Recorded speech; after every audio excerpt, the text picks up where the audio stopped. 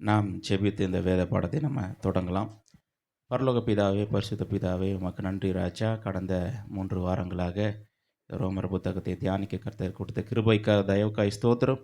இந்த நாளில் கூட அப்பா, உம்முடைய திரு வசனத்தின் மூலமாக எங்களோடு கூட பேசுங்க. உம்முடைய சத்தியத்தை எங்களுக்கு வெளிப்படுத்துங்க. இன்னுமா எங்களை நீர் உயிர்ப்பிக்கும்படியாய் ஜெபிக்கிறேன். அதிசயங்களுக்கான செய்யுங்க. இயேசுவின் நாமத்தினால பிதாவே, ஆமென். இந்த நாளில் கூட நம்ம அப்போஸ்தலனாகிய பவுலை குறித்து நம்ம பார்க்க போகிறோம். அதாவது பவுல் என்று சொல்லும்பொழுது அப்போஸ்தலனாகிய பவுல்.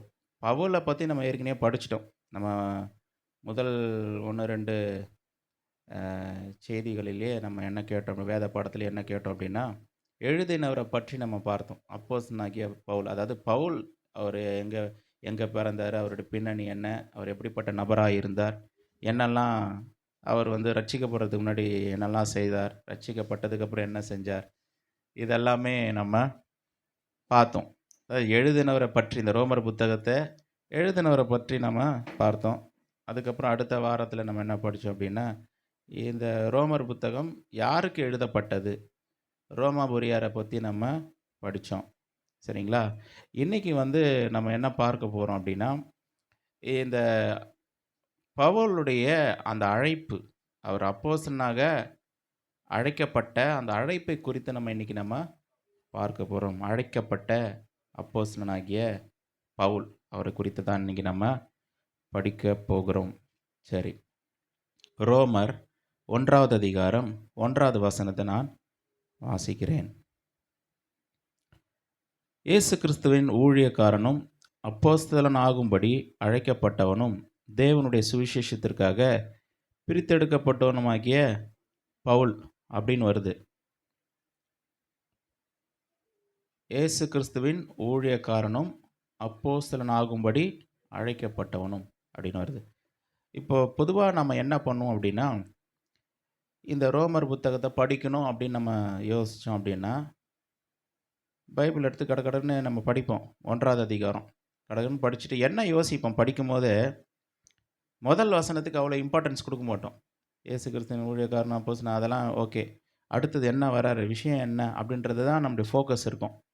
ஆனால் இந்த 1வது அதிகாரம் முதல் வசனத்திலேயே பல சத்தியங்கள் அடங்கியிருக்குது. பல சத்தியங்கள். அதை ரொம்ப கவனமாக கவனித்தோம் அப்படின்னா அது நமக்கு புரியும். இவர் எப்படி இந்த ரோமர் நிருபத்தை எழுதுறாரு அப்படின்னா, இதுவரைக்கும் அந்த ரோமாபுரியாருக்கு பிரசங்கத்தை போய் நேரடியாக போய் பண்ணதில்லை, நேரடியாக அந்த இடத்துக்கு போனதில்லை, அந்த திருச்சபைக்கு அவர் போனது கிடையாது, விசிட் பண்ணது கிடையாது, மக்களை நேரடியாக பார்த்ததில்லை, ஒரு பெரிய கனெக்ஷன் ஒன்றும் கிடையாது. அப்போ அவங்களுக்கு ஒரு நிருபத்தை எழுதும் பொழுது அவர் என்ன பண்ணுறாரு, சில வாழ்த்துக்களை சொல்கிறாரு, க்ரீட்டிங் மெசேஜ் சொல்கிறாரு, தன்னை பற்றி அறிமுகப்படுத்தி கொள்கிறார். அதெல்லாம் நம்ம நல்லா பண்ணணும். இப்போ உதாரணத்துக்கு இங்கே நான் பிரசங்கம் பண்ணுறேன்னா, என்னை பற்றி நான் பெருசாக சொல்ல வேண்டிய அவசியம் இல்லை. நான் எங்கேருந்து வரேன், என்னுடைய காரியம் என்னன்றதெல்லாம் நான் சொல்லணும்னு அவசியம் இல்லை.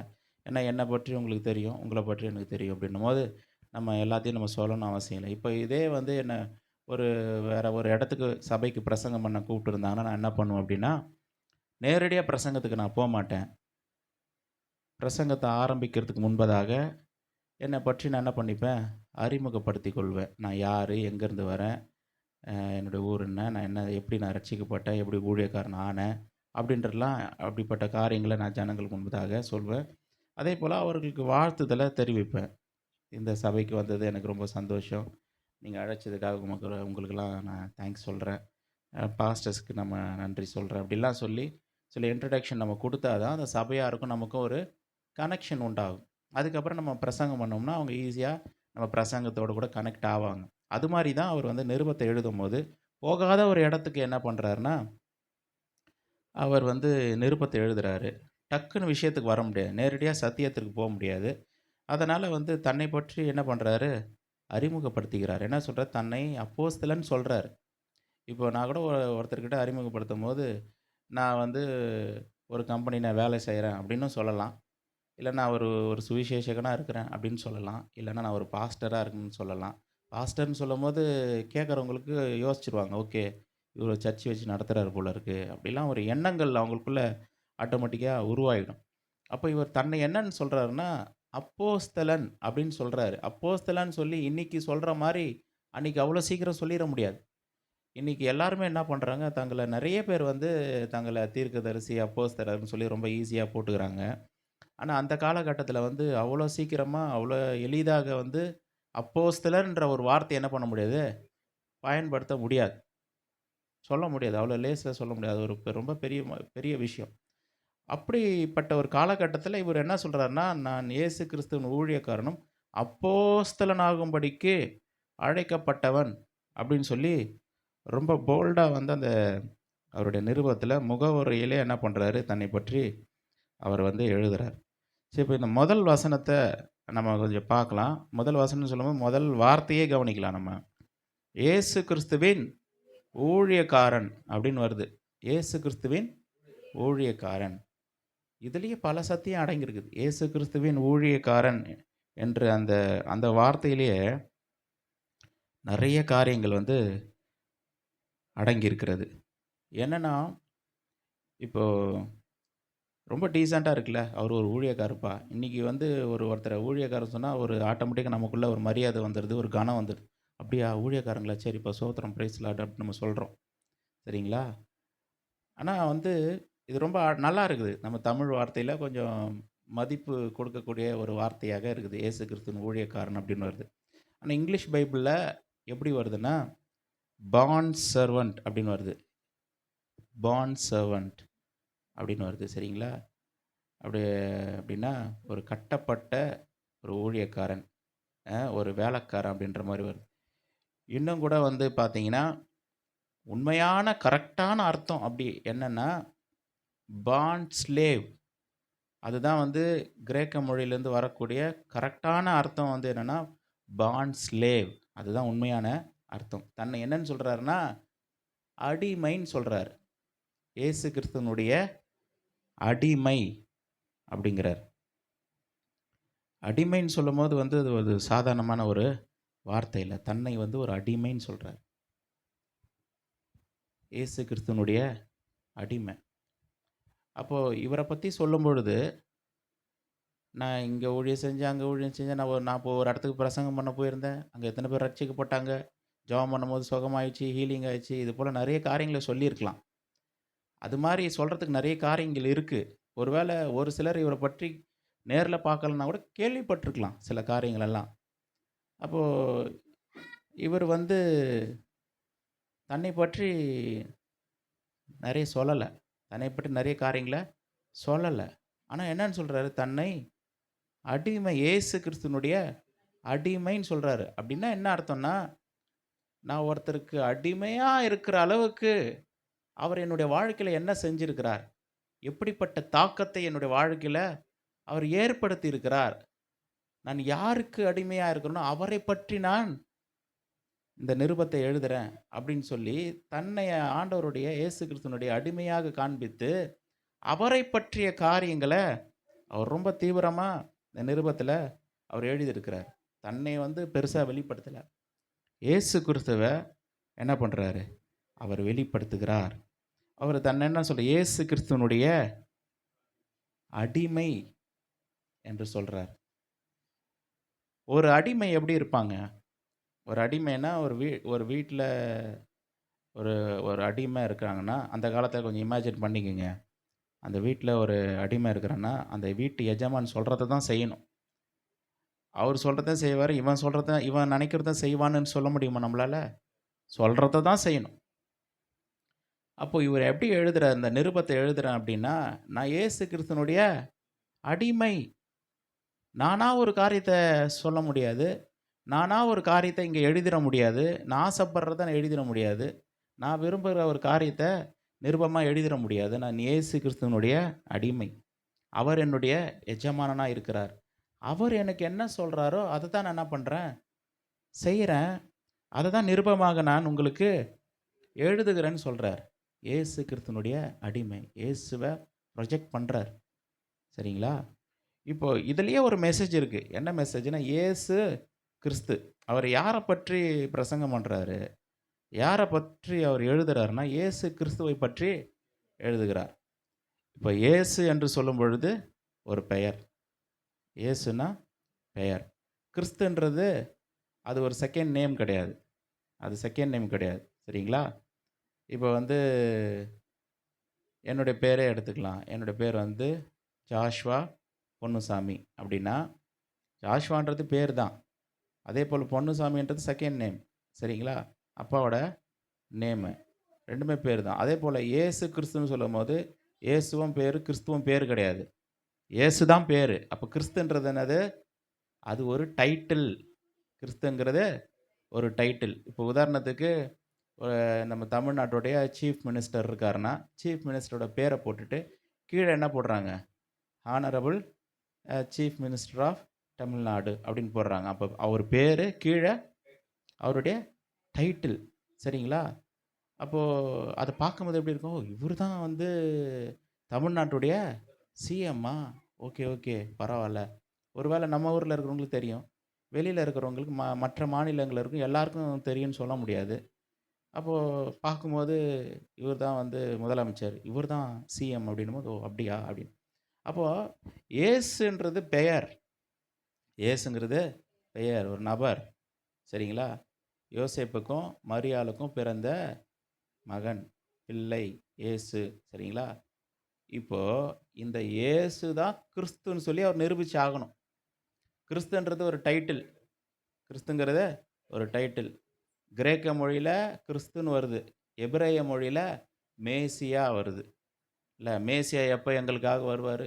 ராஜாதி ராஜாவாக வந்து எங்களை வந்து இந்த அடிமைத்தனத்திலேருந்து, இந்த சிறையிருப்புலேருந்து மீட்டு, எங்களுக்கு ஒரு தேசம் இல்லாமல் இருக்குது, எங்களுக்கு ஒரு ராஜா இல்லாமல் இருக்குது, எப்போ இவர் வருவார் அப்படின்னு சொல்லி யூத ஜனங்கள் மேசியாவுக்காக காத்துக்கிட்டு இருக்காங்க. அப்படி மேசியா ஒருத்தர் வருவார்னு எதிர்பார்த்துட்டு இருக்காங்க. இப்போ வந்து பவுல் வந்து என்ன நிரூபிச்சு ஆகணும்னா, அந்த மேசியா வேற யாரும் இல்லை, இந்த இயேசு தான் அந்த மேசியா. இயேசு தான் இந்த மேசியான்றதை அவர் என்ன பண்ணி ஆகணும்? நிரூபிக்கணும். அதுக்காக வந்து அவர் எல்லா விதமான காரியத்தையும் என்ன பண்ணுறாரு? செய்கிறார். உதாரணத்துக்கு சொல்ல போனால், எபேசு பட்டணத்தில் இருக்கும் பொழுது அவர் வந்து 2 வருஷம் வந்து ஜனங்களுக்கு பிரசங்கம் பண்ணியிருக்கிறார். 2 வருஷம் ஜனங்களுக்கு பிரசங்கம். ஒரு நாளைக்கு எவ்வளோ நேரம் பிரசங்கம் பண்ணுவாரான்னா, 5 மணி நேரம் பிரசங்கம் பண்ணுவாராம். ஒரு நாளைக்கு 5 மணி நேரம் பிரசங்கம் பண்ணுவார். எத்தனை வருஷம்? 2 வருஷம். அவர் என்ன தான் பிரசங்கம் பண்ணியிருக்கிறார் அப்படின்னா, என்ன அவருடைய பிரசங்கம் என்ன? ஏன்னா யூதர்களுக்கு அந்த நாட்களில் இருந்த யூதர்களுக்கு எல்லாம் தெரியும். நியாயப்பிரமாணம்னா என்னன்னு தெரியும். தீர்க்கதரிசன புத்தகங்கள்லாம் என்ன தெரியும், எல்லாமே தெரியும். தெரியாதெல்லாம் ஒன்றும் கிடையாது. பர்ஃபெக்டாக அவங்களுக்கு எல்லாம் தெரியும். ஆனால் இவர் வந்து ஒரு நாளைக்கு 5 மணி நேரம் பிரசங்கம் பண்ணியிருக்காரு. என்ன பிரசங்கம் பண்ணியிருக்கிறாரு? மேசியா வருவார் வருவார்னு சொல்கிறீங்களே, அந்த மேசியா வேறு யாரும் இல்லை, இந்த இயேசு கிறிஸ்து தான் அந்த மேசியா. இந்த இயேசு கிறிஸ்து தான் இந்த மேசியா. இந்த இயேசு கிறிஸ்து தான் கிறிஸ்து அப்படின்னு நிரூபித்து அவர் காண்பிக்கணும். அதுதான் அவருடைய பிரசங்கம். ஆனால் கிறிஸ்து வந்து எப்படி அவர் வருவார், என்ன செய்வார்ன்றது அந்த யூத ஜனங்கள் அறிந்து வச்சுருந்தாங்க. வருவார், மீட்டெடுப்பார், ஜனங்கள் மத்தியில் அவர் ராஜாதி ராஜாவாக இருப்பார், இப்படிலாம் யோசிச்சுருந்தாங்க. ஆனால் ஒரு காரியத்தை அவங்க மிஸ் பண்ணிட்டாங்க. ஒரு காரியத்தை அவங்க கவனிக்க மறந்துட்டாங்க. என்ன மறந்துட்டாங்கன்னா, இந்த கிறிஸ்து என்பவர், இந்த மேசியா என்பவர், அவர் பாடுபட்டு மரிக்க வேண்டும் என்ற அந்த ஒரு காரியத்தை என்ன பண்ணல, சரியாக கவனிக்கல. இவங்க ராஜாதி ராஜாவாக வந்து இவங்கள மீட்டெடுத்து அவங்க அவருடைய தலைமையில் ஒரு ஆட்சி நடக்கும். அப்போது நம்ம தேசம் நம்ம கையில் வந்துடும், நம்ம சந்தோஷமாக இருப்போம், செழிப்பாக இருப்போம் அப்படின்னு, அப்படிப்பட்ட ஒரு தாட்டு தான் இருக்குது அவங்களுக்கு. எந்த தாட்டு இல்லை?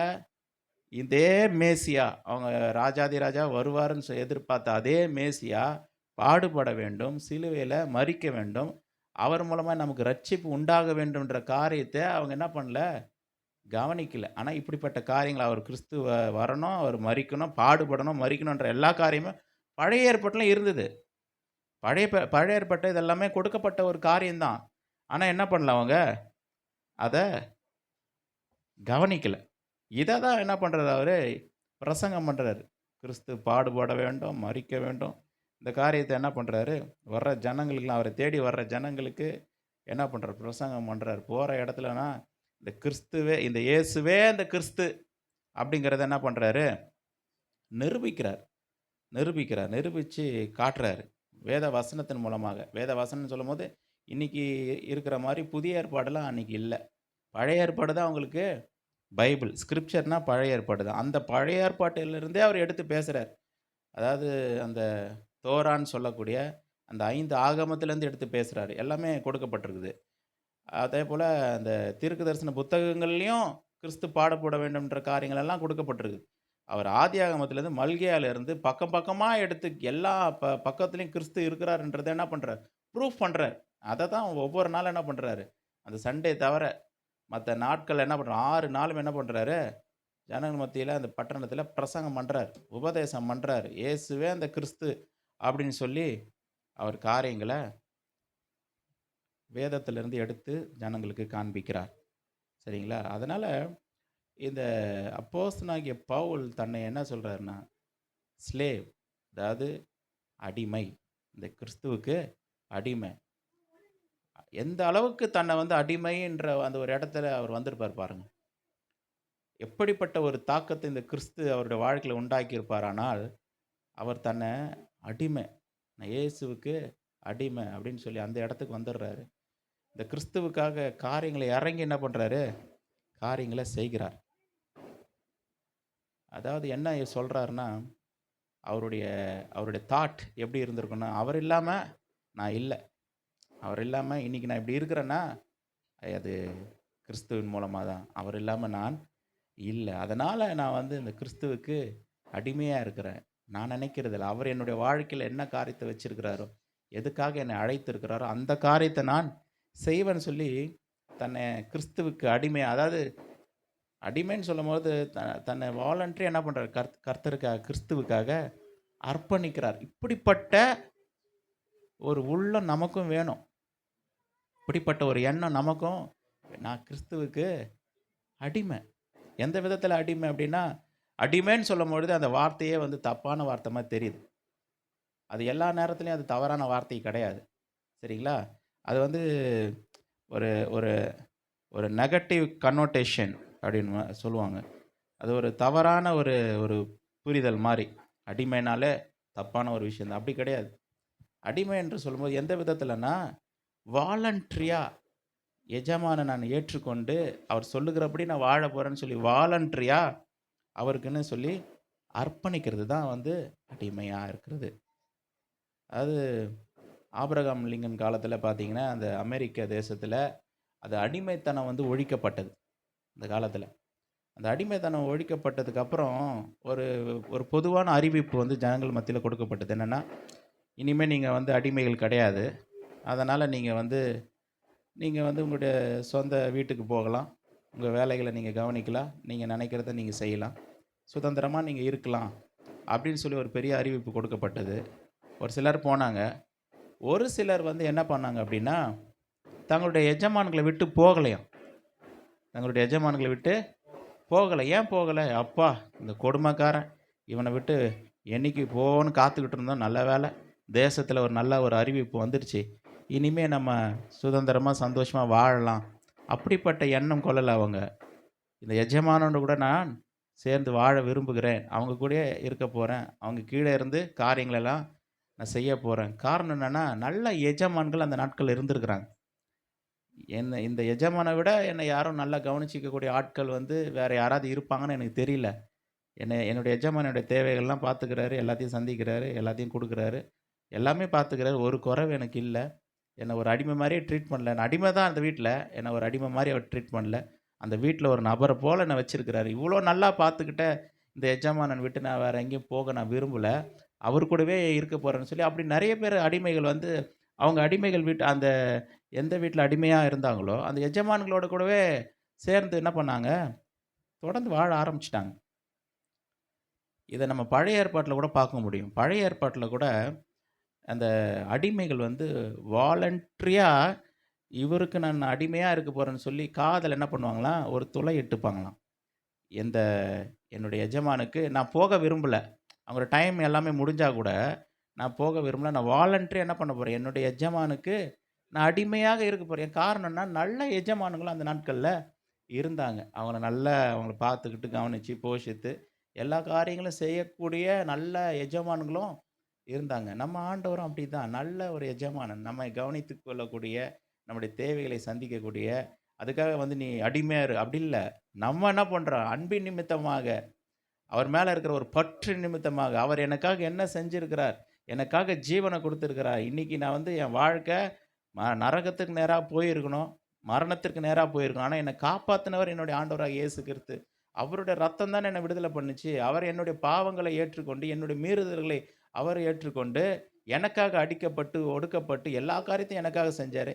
இந்த தேவனுக்காக என் ஜீவனுள்ள நாளெல்லாம் அவருக்காக நான் வாழப் போகிறேன். அது மாத்திரமல்ல, ஒரு அடிமை போல அடிமைன்னா அவர் சொல்றத தான் நான் செய்யப் போறேன். அவருடைய வார்த்தைய மாத்திரம் தான் கேட்கப் போறேன். அவர் விரும்புகிறபடி நான் வாழப் போறேன் அப்படின்னு சொல்லி வாலண்டரியா நம்மள அவருக்கு நான் அர்ப்பணிக்கிறோம். அதுதான் ஒரு ஒரு நல்ல ஒரு அடிமை. அது ஒரு தவறான ஒரு வார்த்தைன்னு சொல்லி நம்ம சொல்லிற முடியாது.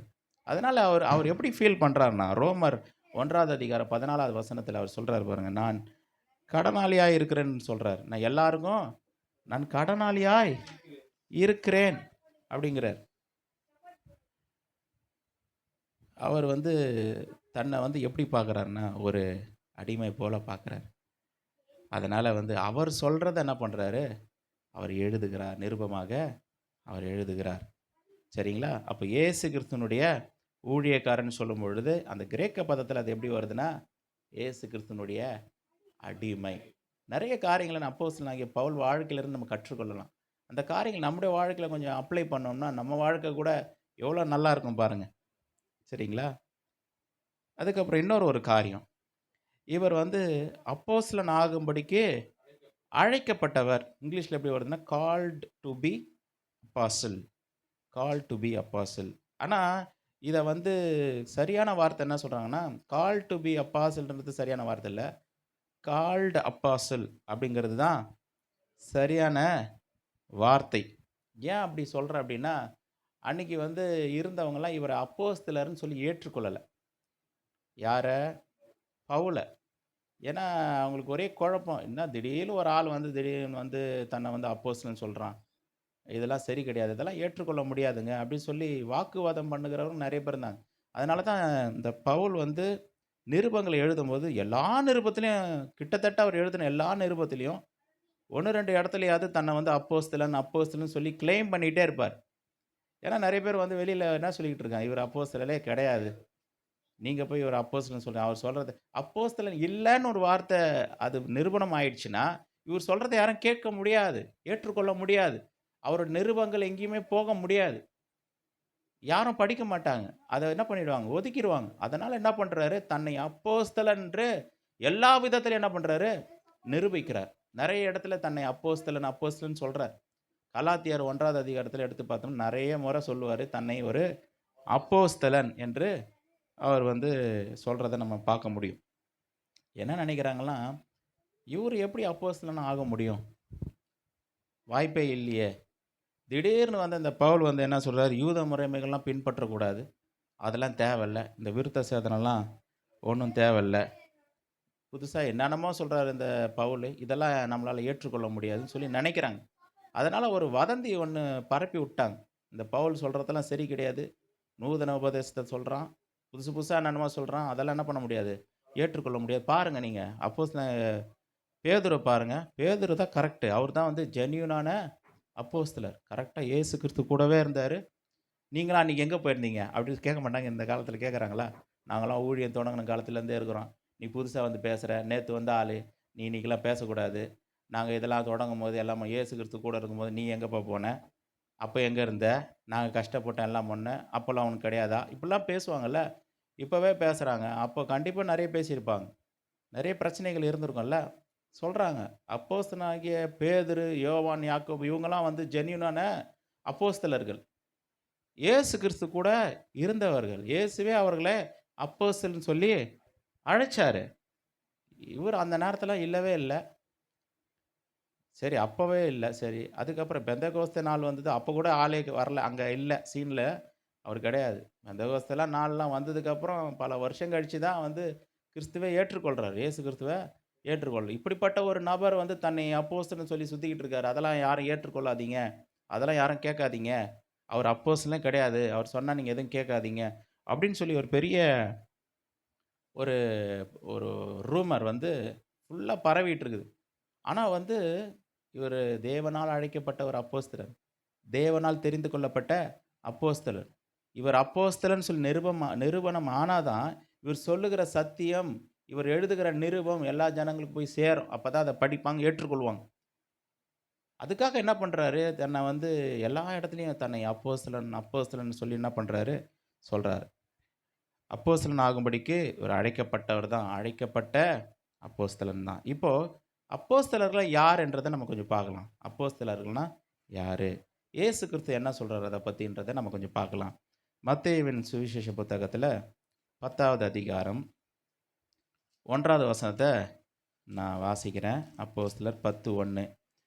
அப்பொழுது அவர் தம்முடைய 12 சீஷர்களையும் தம்மிடத்தில் வரவழைத்து, அசுத்த ஆவிகளை துரத்தவும், சகல வியாதிகளையும், சகல நோய்களையும் நீக்கவும் அவர்களுக்கு அதிகாரம் கொடுத்தார். அந்த 12 அப்போஸ்தலருடைய நாமங்களாவன. பாருங்க, சீஷர்களை வரவழைத்து என்ன பண்றாரு? அசுத்த ஆவிகளை துரத்துறதுக்கு, வியாதிகளை சுகமாக்குறது, இதெல்லாம் என்ன பண்றாரு? அதிகாரம் கொடுக்குறார். டக்குன்னு என்னன்னு வருது? அந்த 12 அப்போஸ்தலருடைய நாமங்களாவன அப்படின்னு சொல்லி அப்படி வருது. சரிங்களா? இந்த பெயர்கள்லாம் இங்க கொடுக்கப்பட்டிருக்குது. சரி, இன்னொரு வசனத்தையும் வாசிக்கலாம். அப்போ இன்னும் கொஞ்சம் நல்லா புரியும். லூக்கா 6வது அதிகாரம் 13வது வசனத்தை நம்ம எடுத்துக்கொள்ளலாம். லூக்கா 6வது அதிகாரம் 13வது வசனத்தை நான் வாசிக்கிறேன்.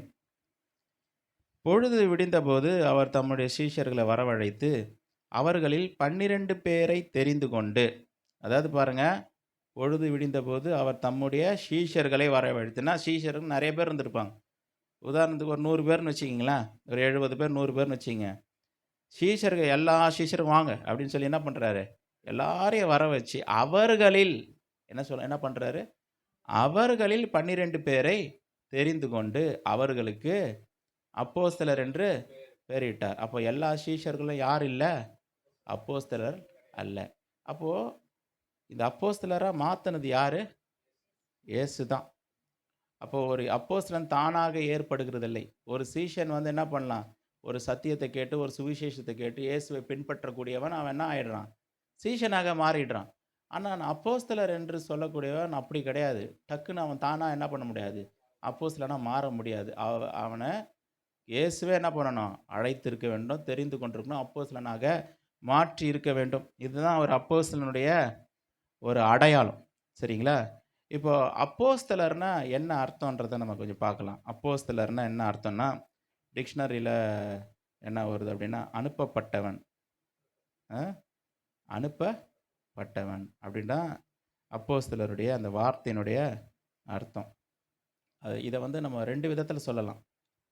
ஏதோ ஒரு காரியத்துக்காக ஒரு நபரை நான் என்ன பண்ணுறேன்? அனுப்புகிறேன். உதாரணத்துக்கு ஒரு செய்தி. இது வந்து பழைய காலத்தில் நடந்த விஷயங்கள். அப்போல்லாம் என்ன பண்ணுவாங்க? ஒரு ஒரு லெட்டர் ஒன்று எழுதி, இதை எடுத்துகிட்டு போயிட்டு, நீ அங்கே போய் கொடுத்துருப்பா. இந்த ஆஃபீஸ்க்கு நீ என்ன பண்ணு? போயிட்டு நீ டெலிவரி பண்ணிட்டு வந்து கொடுத்துரு அப்படின்னா, இவர் என்ன பண்ணுவார்? அந்த லெட்டரை ஏதோ ஒரு ஒரு ஒரு ஒரு விஷயத்தை, ஒரு பார்சலோ ஏதோ ஒன்று, இதை எடுத்துகிட்டு போய் என்ன பண்ணுறாரு? அடுத்த ஆஃபீஸ்க்கு என்ன பண்ணுறாரு? ஒரு ஆஃபீஸ்லேருந்து இன்னொரு ஆஃபீஸ்க்கு அனுப்புகிறாங்க. இது முக்கியமான ஒரு விஷயம், ஒரு டாக்குமெண்ட். இதை எடுத்துகிட்டு போய் என்ன பண்ணு? நீ கொடுத்துட்டு வந்துடு அப்படின்னு. அப்போ என்ன பண்ணுவோம்? அவங்க என்ன செய்வாங்க? அதை வாங்குகிற நபர் அதை வாங்கிக்கிட்டு ஸ்ட்ரெயிட்டாக போயிட்டு கொடுத்துட்டு வந்துடுவார். அவ்வளோதான். அவருக்கு ஒன்றும் அவரும் ஒரு அனுப்பப்பட்டவர் தான். அவரும் சொல்லுங்க, அனுப்பப்பட்டவர் தான். அவரும் அனுப்பப்பட்டவர் தான். ஆனால் வேற எதனா அது ஒரு பெரிய வேலை எதனா செஞ்சாரா அவரு? வேற ஒன்றும் செய்யலை. அனுப்பப்பட்டவர் தான். ஏதோ ஒன்று கொடுத்தாங்க, ஒரு பார்சலை கொடுத்தாங்க, ஏதோ ஒரு டாக்குமெண்ட் கொடுத்தாங்க. அதை வாங்கிட்டு போய் என்ன பண்ணுறாரு? கொடுக்குறாரு. அவ்வளோதான். இது வந்து ஒரு ஒரு சின்ன லெவலில் இருக்கிற மாதிரி, ஒரு மெசஞ்சர் மாதிரி. இன்னொரு விதத்தில் வந்து பார்த்தீங்கன்னா, அனுப்பப்பட்டவன் சொல்லும்பொழுது, இப்போ ஒரு ஒரு நம்முடைய நாடே இருக்குன்னு வச்சுங்க, நம்ம கண்ட்ரி. ஒரு முக்கியமான விஷயத்துக்கு என்ன பண்ணுறாங்க? ஒரு நம்ம நம்ம தேசத்துலேருந்து ஒரு பெரிய லீடர் என்ன பண்ணுறாங்க, ஒரு டெலிகேட்டை இன்னொரு நாட்டுக்கு அனுப்பி நம்முடைய தேசத்தின் சார்பாக அவரை பேச வைக்கிறாங்க. இவர் என்ன பண்ணுறாரு, போயிட்டு நம்ம இந்தியாவுக்காக என்ன பண்ணுறாரு, இந்தியாவை ரெப்ரசன்ட் பண்ணி பேசுகிறாரு. அப்போ அந்த நபரை யார் அனுப்பி வச்சது? இந்திய தேசம் தான் என்ன பண்ணியிருக்கு, அனுப்பி வச்சிருக்குது. இப்போ வந்து ஒரு பிரைம் மினிஸ்டர் இருக்கார். அந்த பிரைம் மினிஸ்டர் அட்டன் பண்ண வேண்டிய ஒரு ப்ரோக்ராமு, அவரால் போக முடியல. அவருடைய சார்பாக ஒரு நபர் என்ன பண்ணுறாங்க, அதிகாரம் கொடுத்து அனுப்பி வைக்கிறாங்க. அப்போது அந்த அந்த நபருக்கு கொடுக்கப்படுற அங்கீகாரமும் ஒரு மரியாதையும் வித்தியாசம்தான். இது ஒரு பார்சல் எடுத்துகிட்டு போய் கொடுத்தது வந்து ஒரு ஒரு சின்ன பையன் போய் எடுத்துகிட்டு போய் கொடுக்குறான்னா அது மாதிரி கிடையாது. இது ஒரு டெலிகேட், அந்த பிரைம் மினிஸ்டரை ரெப்ரசன்ட் பண்ணுற ஒரு பிரதிநிதியாக அவர் சார்பாக அனுப்பப்படுகிறார். அப்போ பிரைம் மினிஸ்டர் சார்பாக சில காரியங்களை அவர் பேசலாம், அவருடைய கருத்துக்களை என்ன பண்ணலாம், தெரிவிக்கலாம். அவருக்கு ஓட்டு உரிமை இருக்கும், சில காரியங்களை செய்யலாம். அவர் பேசுகிற அந்த வார்த்தைக்கு எஃபெக்ட் இருக்குது, எல்லாமே இருக்குது. அப்போது இதுவும் அனுப்பப்பட்டவன் தான். அப்போது இங்கே அப்போஸ்தலனாகிய பவுலுடைய வாழ்க்கையில் பார்த்தீங்கன்னா, அந்த அப்போஸ்தலன்ற வார்த்தை எப்படின்னா, சாதாரணமாக ஏதோ ஒன்று போய் கொடுத்துட்டு வான்ற மாதிரியான ஒரு இது கிடையாது. அப்போஸ்தலன்னு சொல்லும் பொழுது அவருக்கு ஒரு பொறுப்பு கொடுக்கப்பட்டு, ஒரு கமிஷன் ஒன்று கொடுக்கப்பட்டு, அதுக்கான அதிகாரத்தை கொடுக்கப்பட்டு, அதை போயிட்டு வந்து ஜனங்களுக்கு முன்பதாக தேவனுடைய அந்த வார்த்தையை, செய்தியை சொல்லக்கூடிய ஒரு ஸ்தானாதிபதியாக, ஒரு அம்பாசிடராக, ஒரு பிரதிநிதியாக இவர் போகிறார், அனுப்பப்படுகிறார். அதுதான் அப்போஸ்தலன், சும்மா இல்லை. அப்போது அப்போஸ்தலனாகிய பவுல் வந்து ஜனங்களுக்கு ஆண்டவருடைய சுவிசேஷத்தை, கர்த்தருடைய வார்த்தையை அறிவிக்கிறார், சொல்கிறாருன்னா, அனுப்பப்பட்ட ஒரு அழைக்கப்பட்ட ஒரு அப்போஸ்தலனாக அவர் இருக்கிறார். எதை சொல்கிறதுக்கு?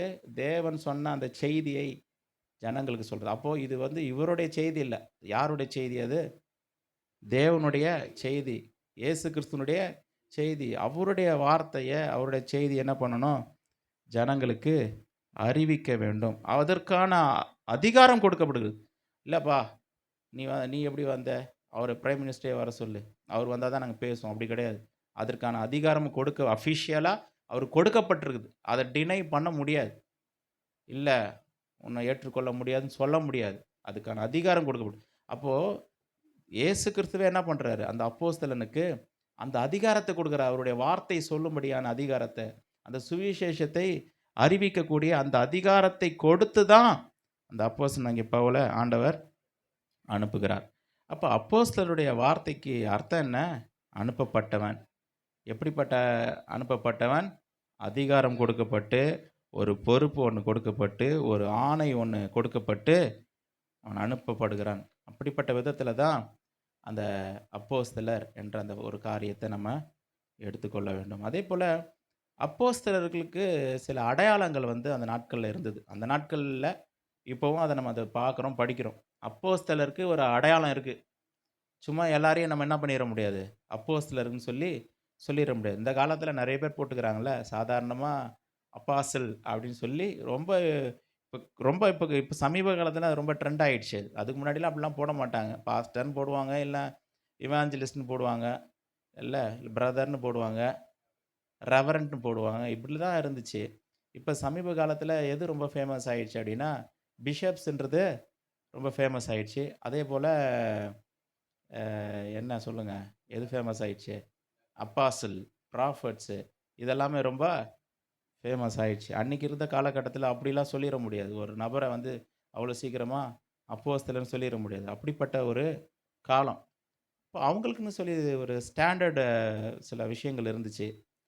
அவங்களுக்குன்னு சில குவாலிட்டிஸ் இருந்தது. அந்த குவாலிட்டிஸின் அடிப்படையில் தான் அவர்கள் அப்போஸ்தலர்கள் என்று கருதப்பட்டார்கள், எண்ணப்பட்டார்கள்.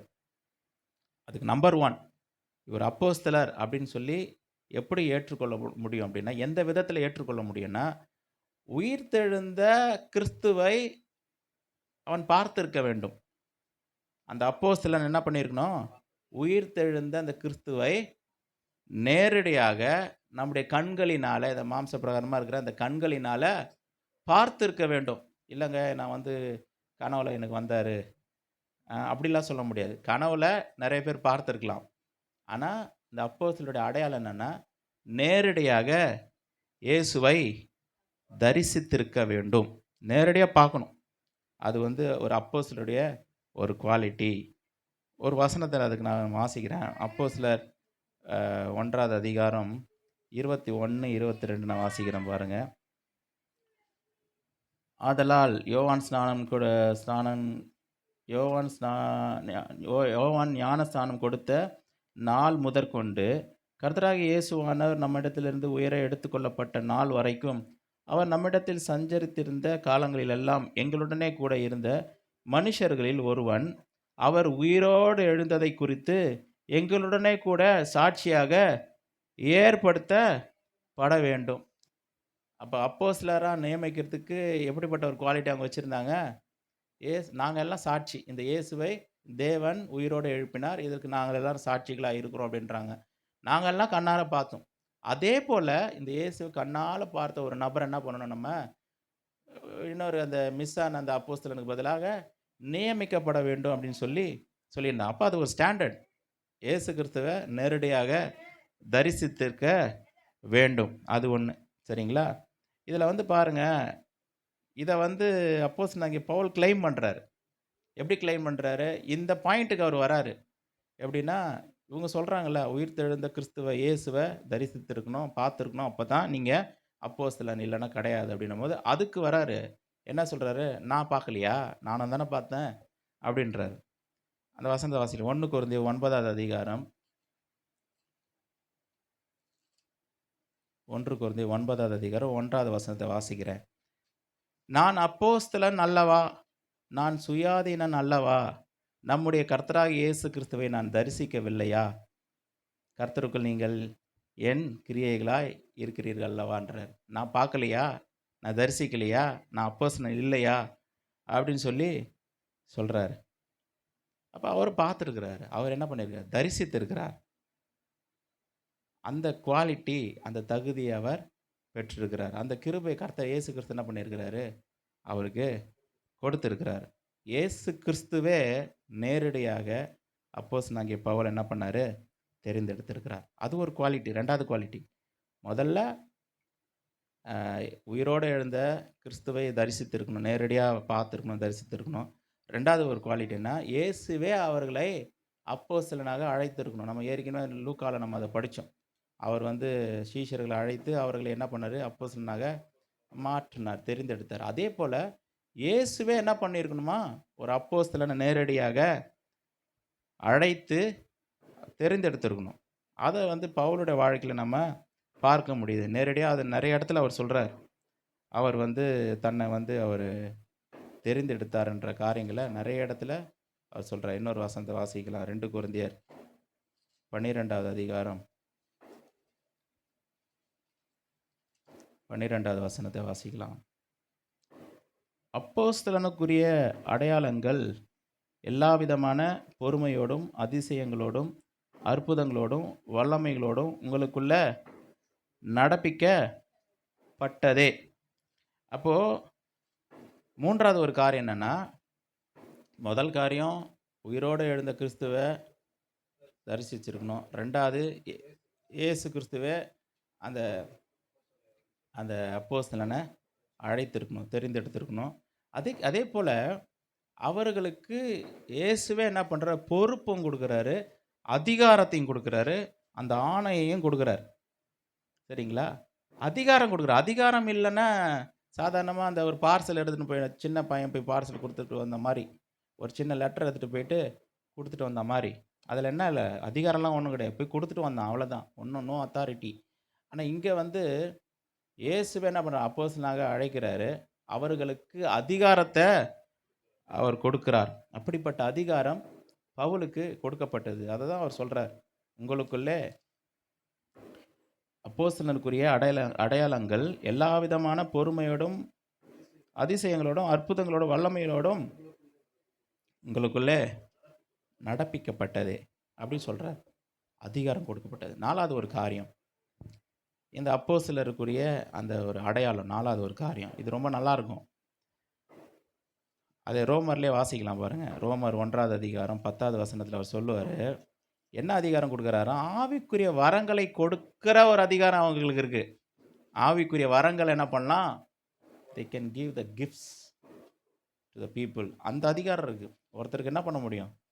ஆவிக்குரிய வரங்களை கொடுக்க முடியும். சொல்கிறாரு பாருங்க 10வது வசனத்தில் 1:10 நீங்கள் ஸ்திரப்படுவதற்காக ஆவிக்குரிய சில வரங்களை உங்களுக்கு கொடுக்கும்படிக்கும் அப்படின்னு வருதுங்களே.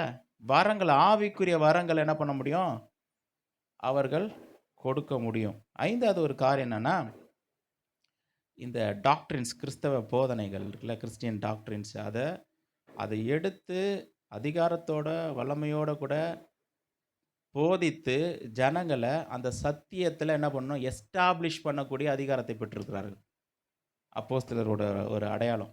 சத்தியத்தை எடுத்து அது அதிகாரத்தோடு கூட போதித்து ஜனங்களை அந்த சத்தியத்தில் கட்டி எழுப்பி அவர்களை ஸ்தாபிக்கக்கூடிய அந்த ஒரு அதிகாரத்தை அவர்கள் பெற்றிருக்கிறார். அதாவது டாக்டரினா இதுதான் டாக்டரின், இது கரெக்டான, இதுதான் கரெக்டான சத்தியம், இது தவறான சத்தியம், இது தவறான உபதேசம் அப்படின்னு சொல்லி ஆணித்தரமாக அடித்து சொல்லக்கூடிய அந்த ஒரு தெளிவு, அந்த ஒரு அதிகாரம் அவங்களுக்கு கொடுக்கப்பட்டிருக்கு. ஜனங்களை சத்தியத்தில் ஸ்தாபிக்கணும்.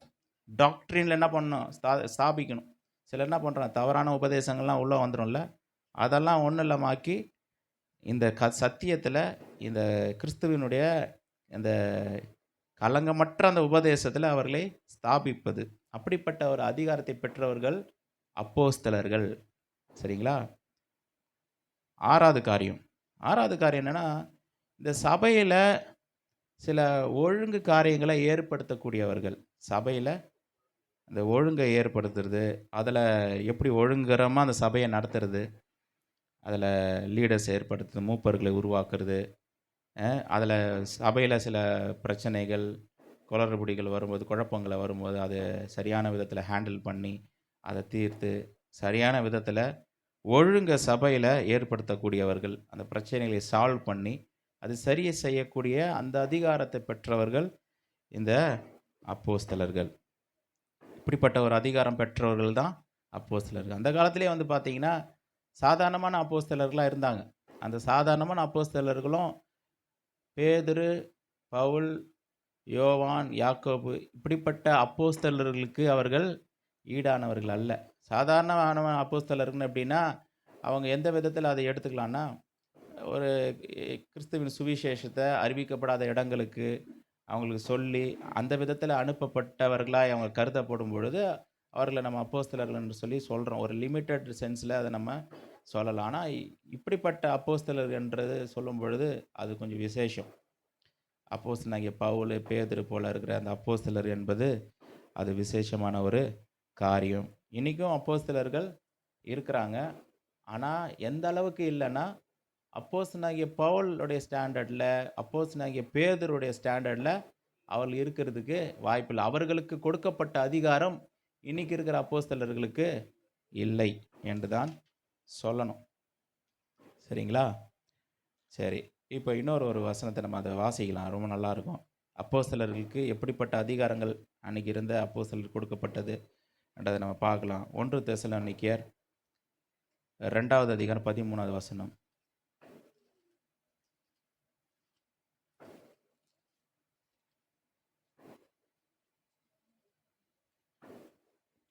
ஒன்று தெசலோனிக்கேயர் 2:13 நான் வாசிக்கிறேன். ஆகையால் நீங்கள் தேவ வசனத்தை எங்களாலே கேள்விப்பட்டு ஏற்றுக்கொண்டபோது அதை மனுஷர் வசனமாக ஏற்றுக்கொள்ளாமல் தேவ வசனமாக ஏற்றுக்கொண்டதினாலே நாங்கள் இடைவிடாமல் தேவனுக்கு ஸ்தோத்திரம் செலுத்துகிறோம். அது மெய்யாகவே தேவ வசனம்தான், விசுவாசிக்கிற உங்களுக்குள்ளே அது பலனும் செய்கிறது. என்ன சொல்கிறாருன்னா, எங்களாலே கேள்விப்பட்ட அந்த தேவ வசனத்தை நீங்கள் எப்படி ஏற்றுக்கொண்டுட்டீங்க? அதை மனுஷர் வசனமாக ஏற்றுக்கொள்ளாமல் தேவ வசனமாக. அப்படின்னா என்னென்னா, நாங்கள் சொன்னதெல்லாமே வேர்ட் ஆஃப் காட். நாங்கள் சொன்னதெல்லாமே ஏதோ ஒரு நல்ல ஒரு பிரதர் சகோதரர் வந்தார், நல்லா பிரசங்கம் பண்ணார், கேட்குறது நல்லா இருந்துச்சு, அவருடைய உபதேசம், அவருடைய தாட்டு, அவர் மைண்டெல்லாம் நல்லா தான் இருந்துச்சுப்பா, அவர் யோசிச்சது நல்லா தெளிவாக யோசிச்சிருக்காரு.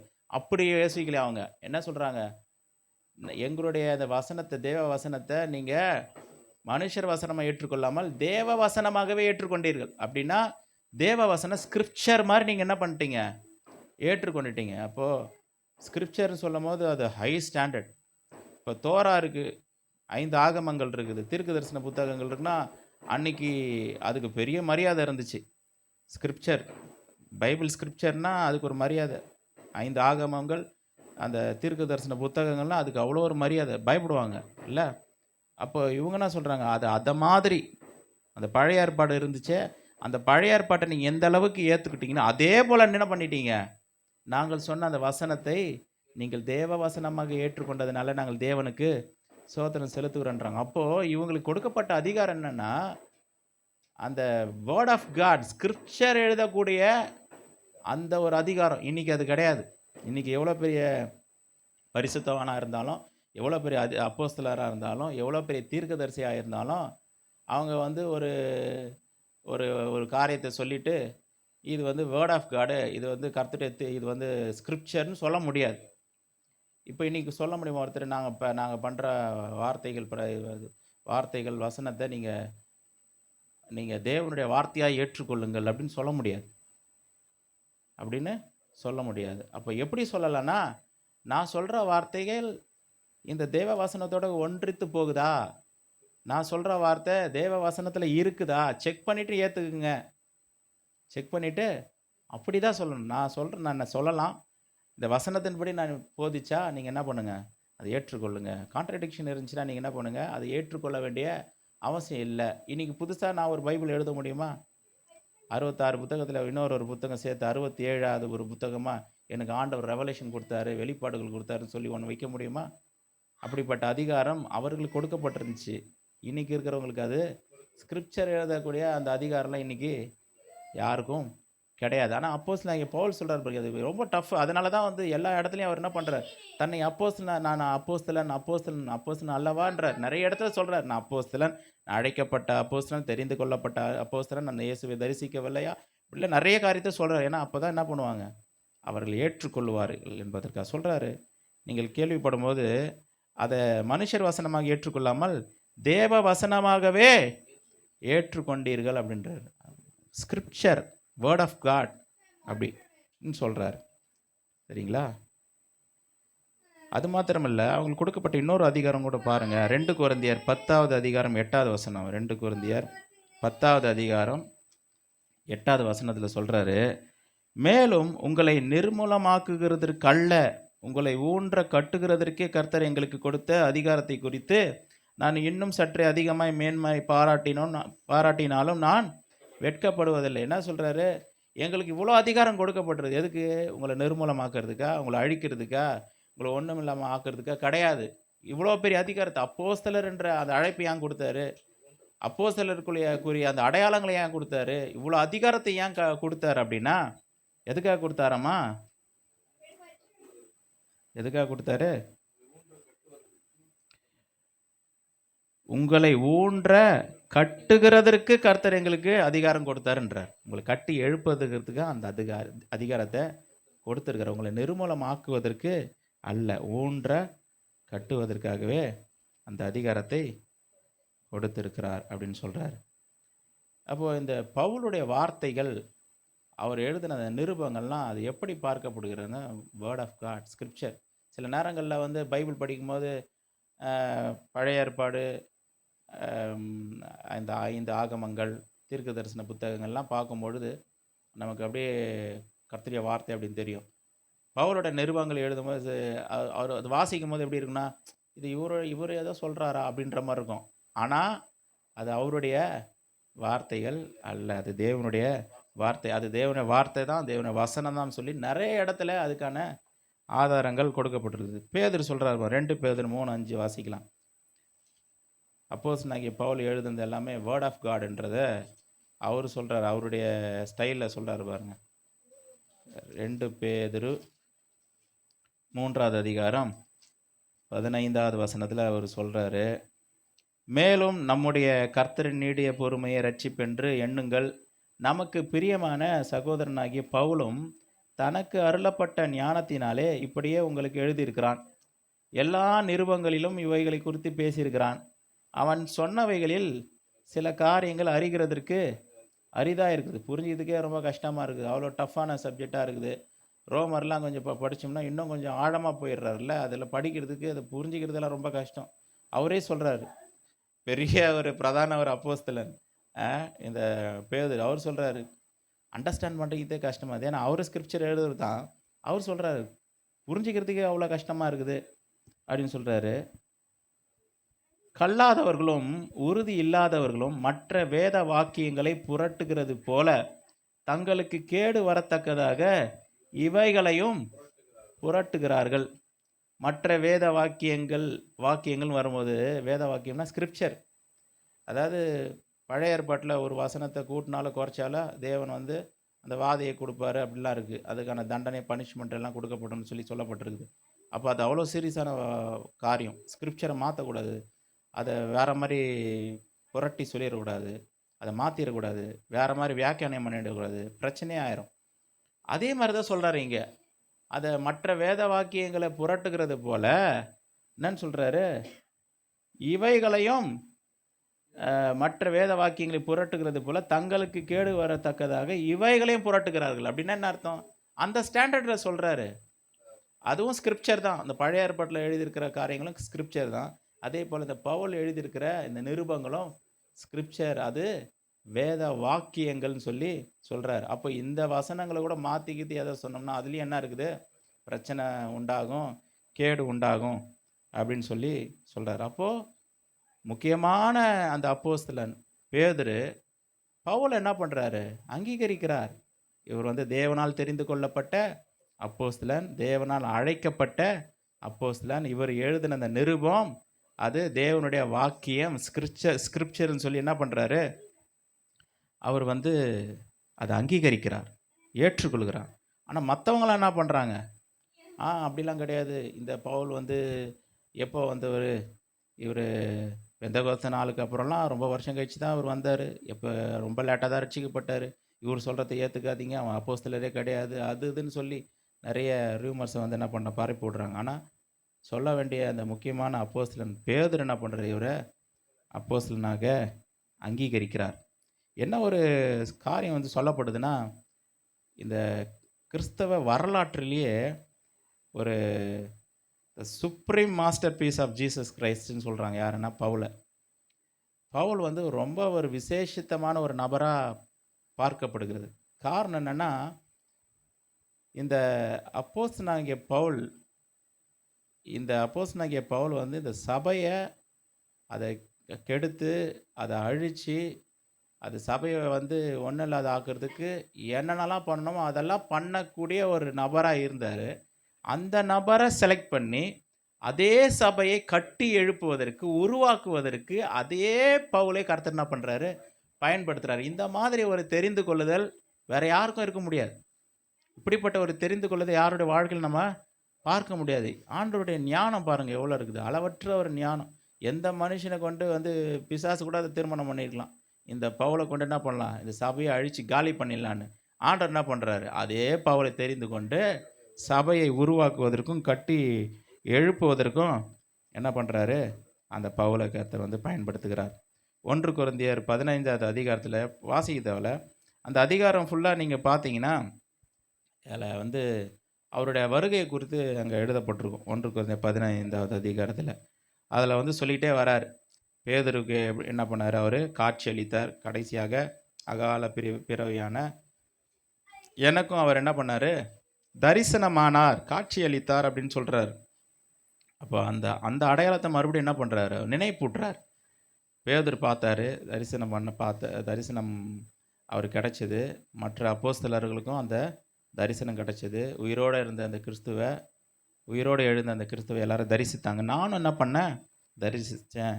எனக்கும் அந்த தேவன் இயேசு கிறிஸ்து எனக்கு தரிசனமானார் அப்படின்றத அவர் சொல்கிறாரு. அப்போஸ்தலர் 26வது அதிகாரத்தில் வாசித்து பார்த்தீங்கன்னா அவர் சொல்கிறாரு, நேரடியாக இயேசுவை அவர் தரிசித்ததை சொல்கிறாரு. தரிசித்தார் நேரடியாக அவருடைய கண்களினால். ஏதோ ஒரு கனவுல சொப்பனத்தில் பார்த்தேன் அப்படின்ற மாதிரி சொல்லலை. நேரடியாக இயேசுவை என்ன பண்ணுறாரு?